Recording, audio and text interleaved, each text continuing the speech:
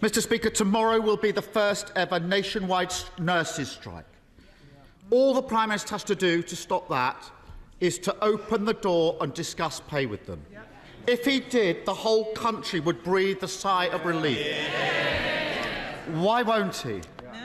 Prime Minister. Mr. Speaker, we have consistently spoken to all the unions involved in all the pay disputes that there are. But I am glad he's raised our nurses, because they do incredible work, and it's worth putting on record.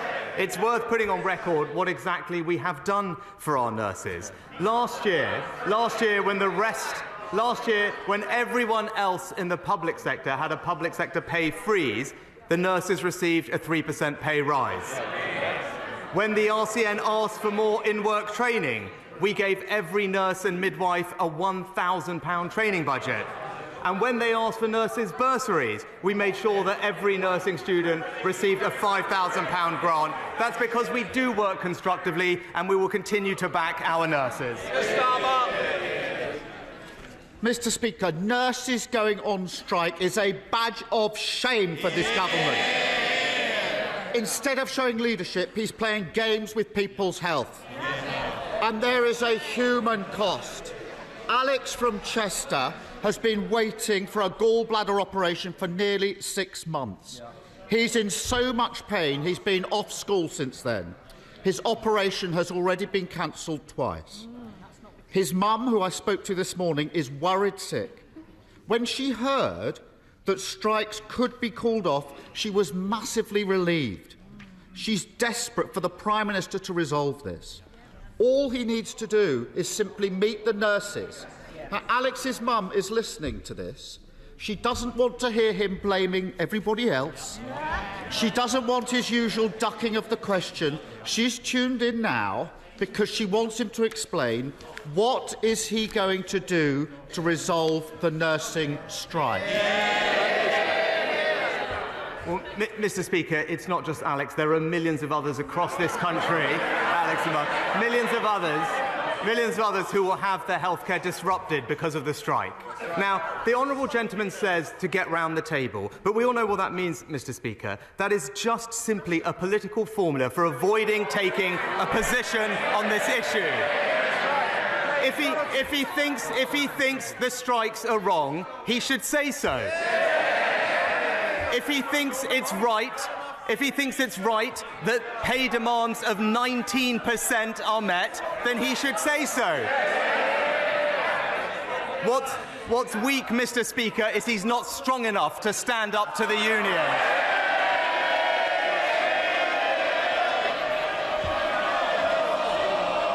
Mr. Speaker, we know it's Christmas, but the party's not started yet. Come on, Keir Starmer. Mr. Speaker, in 12 hours' time, there's a nurses' strike.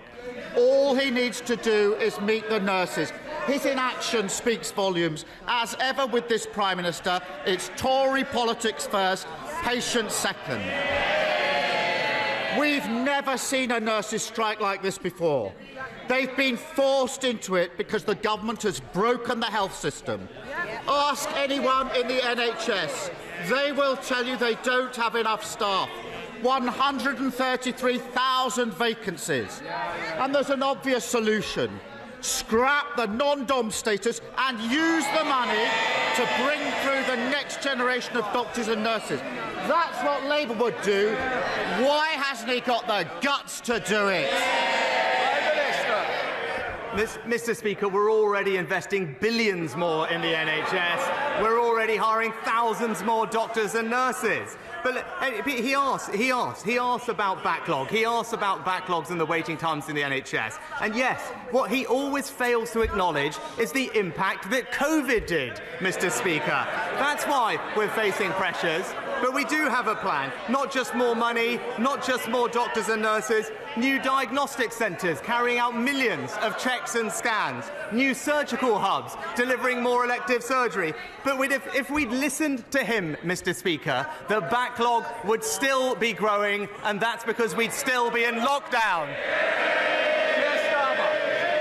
As usual, Mr. Speaker, he tries to blame everyone else. His department His department commissioned a report into the NHS which reported on Monday. That report said we've had 10 years of managed decline. Yep. It was not COVID. Yep. Responsibility is sitting right there. And the reason he can't choose nurses over non-doms is because he's too weak to stand up to the tax avoiders.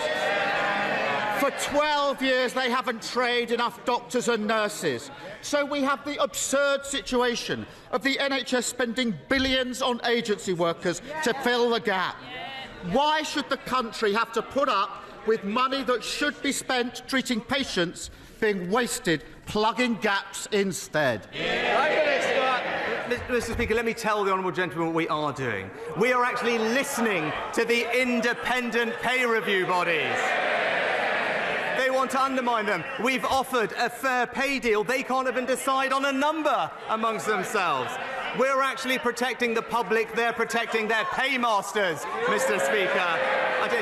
For working people in this country,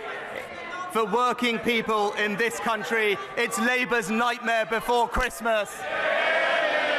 Keir Starmer. There he goes again, pretending everything is fine. Try telling that to those on waiting lists or those that can't afford to pay for a next-day GP appointment.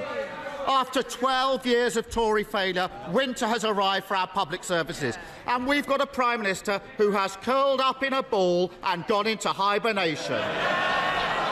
If he can't act on behalf of patients or nurses or everyone who wants these strikes called off, then surely the whole country is entitled to ask, what is the point of him and what is the point of the government he's supposed to be leading? Yeah.